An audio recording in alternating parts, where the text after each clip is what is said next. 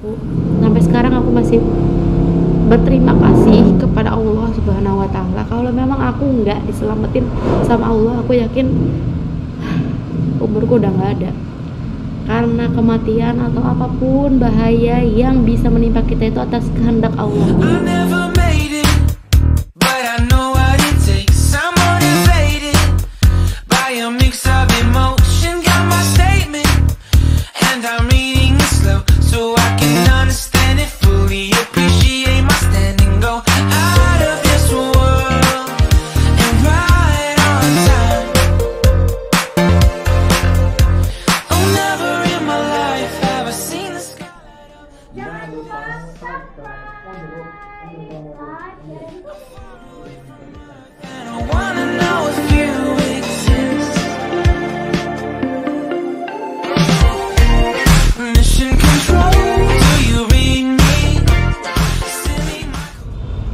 Assalamualaikum warahmatullahi wabarakatuh. Halo teman-teman semua, balik lagi bersama keluarga Fasya Channel.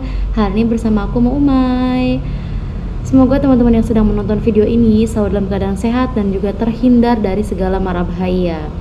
Teman-teman, hari ini aku kembali lagi bersama teman-teman di YouTube. Aku minta maaf karena beberapa hari ini aku nggak upload sama sekali karena berbagai macam hal. Aku ingin sedikit bercerita kepada teman-teman semua. Aku sebenarnya udah menyimpan ini lama banget dan aku pengen banget cerita sama kalian karena beberapa hari yang lalu aku kayak nontonin YouTube tuh banyak banget yang selamat dari maut, selamat dari maut, selamat dari maut, dan ini adalah pengalamanku yang belum pernah aku ceritakan kepada siapapun. Mungkin yang tahu persis adalah keluarga besarku dan suamiku juga yang udah aku kasih tahu, sudah aku beritahukan beberapa hari yang lalu, dan semalam juga aku memimpikan hal ini mengenai kisah lampauku di tahun 2015. Nah, jadi ceritanya seperti ini. Pada saat itu aku beserta keluargaku berenam, ayah, ibu, kakakku dan adikku dua, berenam sama aku berangkat ke Bali untuk berlibur karena ayahku udah janji gitu ya sebelum lebaran, yuk nanti kita setelah lebaran kita jalan-jalan yuk kemana gitu, mau naik pesawat gitu, pertama kali naik pesawat gitu, pengen pertama kali ngerasain naik pesawat. Oh ya udah yuk kita ke Bali gitu, yang nggak jauh-jauh aja karena kan kakak mau kuliah gitu. Kata aku oke gitu, dan juga kakakku waktu itu kalau nggak salah dia kerja juga, jadi nggak ada izin cuti dari kantornya, jadi kita harus nggak boleh lama-lama. Kita sekitaran 4 harian di Bali, berangkat antara pagi atau sore, aku kurang ingat. Berangkat naik pesawat aman, kita nginep di Bali ya, kalau nggak salah di Denpasarnya. Pokoknya kita di kota, nginep di hotel itu 2 kamar yang satu untuk orang tuaku, yang kamar yang satunya lagi untuk aku beserta adik-adikku dan juga kakak. Tiba di sana kita itu malam. Oh iya, berarti kita berangkatnya sore. Setibanya kita di bandara, kita langsung diantar taksi ke hotel. Taksinya ini selama perjalanan tuh kakakku nggak pernah ngelepas maps karena supaya nggak diputer-puter dong. Kalian tahu sendiri kalau taksi nanti kita puter rute nambah jauh dan itu biayanya, tarifnya akan lebih mahal. Dan alhamdulillah pada saat itu tukang taksinya, mas taksinya tuh bener-bener jujur. Kita sampai di hotelnya sepi banget, tapi nyaman banget gitu loh. Ya udah kita nginep di sana. Kebesokannya kita langsung dijemput sama tour guide gitu. Nah, tour guide-nya ini adalah tour guide yang biasa meng-guide atau menjaga artis-artis di Indonesia yang pergi ke Bali. Nah, pada saat itu memang dia lagi kosong, jadi mengambil panggilan kita. Nah, di situ kita pergi langsung ke pantai. Ya, kita tahu semua pasti Bali itu identik dengan pantai. Nah, hari itu aku langsung pergi ke 3 pantai. Pertama pantai Nusa Dua, dan ceritanya pun dimulai dari sini. Pada saat itu aku beserta keluargaku dan juga tour guide ini berangkat ke Nusa Dua. pantai Nusa Dua di Bali. Di sana terkenal dengan berbagai macam permainan air atau permainan yang berada di laut. Banana boat, sky boat, terus fly boat ya namanya, nggak tahu lah, pokoknya yang terbangin gitu. Terus juga ada parasut, terjun dari diterjunin dari tengah laut terus nanti ke pinggir sini kayak gitu. Dan ada jet gitu loh, kapal jet gitu. Pokoknya banyak banget permainan di sana. Pada saat itu aku mencoba bermain flyboat. Aku yang pakai balon nanti diterbangin di tengah laut itu pertama aku naik itu, dan kedua baru aku naik banana boat. Di situ permainan sangat seru banget dan juga sangat menegangkan. Sampai pada saatnya aku istirahat. Di situ aku berpikir, kan adikku masih kecil banget tuh ya, masih kecil banget, ada kali masih umur belum 10 tahun dua-duanya, kayaknya masih belum 10 tahun dua-duanya, masih kecil, pokoknya masih kecil. Nah kan mereka nggak bisa ikut mainan kayak gitu dong ya. Di situ aku langsung berpikir, ngomong sama orang tuaku juga nggak ikut main apa-apa karena kan takut, mamaku tuh orang penakut, jadi ya udah nggak usah main apa-apa. Terus langsung berpikir, ini kita di sini nggak ada apa-apa lagi. Langsung tour guide bilang tuh di sebelah sana, di seberang sana itu ada Pulau Penyu namanya. Oh Pulau Penyu ya, Pulau Penyu. Nanti di sana ada reptil-reptil, burung-burung, pokoknya berbagai macam hewan-hewan. Nah di situ aku langsung berpikir, ya udah kita kesana aja yuk, kita main-main kesana gitu loh, biar seru, ajak adik-adik gitu. Ya udah, akhirnya mamaku bilang ya udah biayanya berapa, kita berangkat ke sana.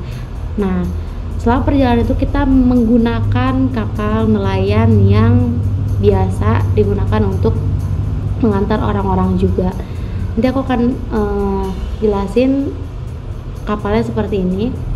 Di situ di kapal di Bali, khusus di Bali, aku baru pertama kali ngelihat kapal nelayan yang memang dikhususkan untuk penumpang, dan di tengahnya itu kita bisa ngelihat apa yang ada di dalam laut. Jadi dikasih kaca di bawahnya tuh, di bawah kaki yang kita injek itu kayu, tapi di tengah-tengahnya tuh ada kaca. Di kaca itu bisa ngeliat ikan-ikan yang ada di laut. Itu indah banget dan indah banget. Sepanjang perjalanan kita menikmati banget suasana di Bali, indah, tentram, lautnya indah, semuanya indah banget.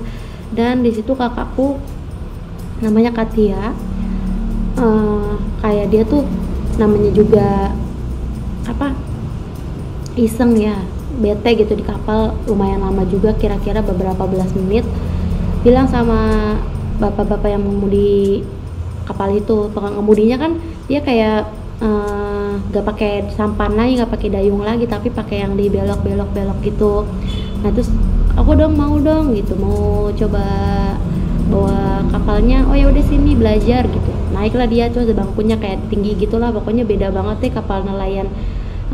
Kapal buat penumpang kayak gitu di Bali tuh beda banget sama yang di semua tempat gitu yang aku udah coba. Dia nyoba tuh, ya udah lurus, nanti belok kanan, belok kiri gitu. Terus dia udah nyoba, habis itu udah selesai, dan kata beli yang bawa kapalnya, oh itu sebentar lagi nyampe tuh. Oh ya udah, abis itu kakakku langsung turun, duduk di samping mamahku. Keadaannya duduknya kayak gini nih, ini kakakku, ini mamahku, ini kakakku, ini ayahku, bapak ya, aku panggilnya bapak, dan ini aku, adik-adikku tuh kayak di pinggir-pinggiran gitu, duduk di bawah ngeliatin ikan. Perjalanan kita menuju ke pulau itu, menjelang kita menuju ke pulau, masih belum berlabuh kapal nelayannya, aku seperti melihat ikan-ikan yang indah banget di bawah. Semuanya lagi blank out, aku ngeliat ikan, dan aku yang tadinya duduk tegak kayak gini, aku langsung nunduk ngeliatin ikan yang ada di bawah. Dan tanpa aku sadari, di belakangku persis itu ada kapal gede banget. Jadi kalau dibandingin kapalnya tuh sama aku, di kapal aku, ini kapalnya dia tuh gitu tinggi banget, dan ini moncongnya menuju ke kapalku, dan ini aku, moncongnya tepat ada di kepalaku. Dan tiba-tiba aja itu aku langsung nunduk senunduk-nunduknya, dan langsung itu bener-bener sampai kapalnya tuh oleng-oleng gitu, kayak hampir muter balik, saking lumayan kencengnya.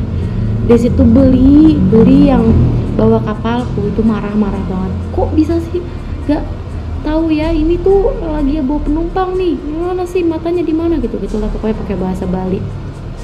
Itu aku langsung jatuh ke bawah, itu yang bawah kaki yang ada kacanya itu aku langsung bruk gitu. Itu aku nggak tahu kalau emang aku nggak nengok ke bawah, itu semuanya nggak ada yang sadar kalau di belakang kepala aku tuh ada kapal. Itu aku yakin aku udah tinggal nama aja. Aku yakin aku udah tinggal nama aja dan aku nggak ada lagi di sini, karena itu kapalnya gede banget. Dan ini tempurung kepalaku yang dimana kalau dibilangnya tuh, kalau tempurung kepala belakang ini adalah yang juga lumayan cedera parah, bisa menyebabkan meninggal. Kalau ini bener-bener aku nggak sadar, bisa pecah juga karena itu kenceng lumayan. Dan sampai saat ini itu membuat aku trauma juga naik kapal nelayan yang biasa bawa penumpang buat jalan-jalan gitu. Aku di situ aku kayak langsung diem, aku ngeblank banget. Di pulau itu juga, di pulau punya aku kayak diem doang, kayak ya udah foto-foto diajak makan, kayak masih ngeblank banget. Semua yang di kapal bersama aku, keluarga aku itu kaget banget, kok bisa gitu. Sampai ya ampun, minta maaf karena nggak sadar kalau di belakang aku tuh ada kapal yang gede kayak gitu. Belinya juga minta maaf. Sumpah itu aku sampai sekarang aku masih berterima kasih kepada Allah Subhanahu wa Ta'ala. Kalau memang aku nggak diselamatin sama Allah, aku yakin umurku udah nggak ada. Karena kematian atau apapun bahaya yang bisa menimpa kita itu atas kehendak Allah. Aku pokoknya pesen banget sama teman-teman, kalau mau pergi kemana-mana jangan lupa doa. Aku juga yakin pada saat itu aku diselamatkan oleh Allah, karena aku memohon perlindungan dimanapun kita berada, mohon perlindungan kepada Allah, berdoa dulu sebelum kita berangkat kemanapun itu, mau yang dekat mau yang jauh, jangan lupa doa. Kisah ini menjadi pelajaran besar kepada aku bahwasanya hidup dan mati itu jaraknya cuma 1 detik. Aku bisa selamat juga itu karena memang murni kuasa Allah yang sudah ngebantu aku, yang sudah melindungi aku. Kalau enggak, aku nggak tahu lagi aku udah berwujud seperti apa. Karena ya semuanya juga kaget, karena kok bisa sih Umay kirain aku tuh jatuh tuh aku udah kenapa-napa, padahal aku nggak kenapa-napa, karena aku langsung nengok ngeliatin ikan itu kayak ikan Nemo yang lagi berjalan bergandengan gitu. Dan kalau teman-teman lihat, ini adalah jaket yang waktu itu, jas yang waktu itu aku pakai mulu di Bali. Ini punya kakakku Katia, dia mewariskan ini kepada aku, dan ini aku pakai bajunya, aku beli waktu itu di Bali. Ini aku beli di sana sebagai kenang-kenangan. Dan tiba-tiba juga semalam aku kepikiran, kayaknya aku harus cerita deh, kayaknya aku pengen ceritain ini juga ke teman-teman semua, supaya menjadi pembelajaran bahwasanya di mana-mana itu kita selalu harus waspada, harus berdoa, harus minta pertolongan, minta perlindungan kepada yang Maha menciptakan kita semua, kepada Allah.